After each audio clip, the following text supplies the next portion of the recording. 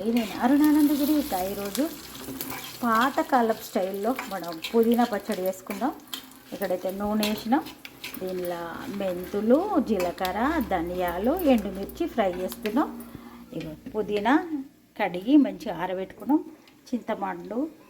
చింతపండు నానబెట్టి ఉంచినాం. నువ్వులు డ్రై రోస్ట్ చేసి పక్కకు పెట్టినాం.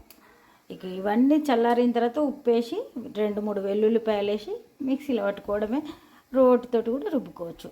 నేను ఇంతకుముందు చూపించిన కదా అమ్మ స్టైల్లో పుదీనా పచ్చడి ఇట్లా రెడీ అయిపోయింది. సూపర్ ఉంటుంది. ఇదంతా ఊర్చిన్లేద్దాం. ఇష్టం ఉంటే పోపేసుకోవచ్చు, లేకుంటే ఇట్లానే తినవచ్చు, మీ ఇష్టం. ఒక 4-5 రోజులైతే ఎట్లా ఉంటుంది. తడి తలగకపోతే వారం రోజులైనా ఉంటుంది. పుదీనా నిల్వ పచ్చడి అనుకోవచ్చు. అంతే, తెలంగాణలో ఇప్పటి నుండో ఉన్న పాతకాల వంటకం. సరే, ఇప్పుడైతే ఇదంతా తీసి లేచి మరి భద్రపరచుకుందాం.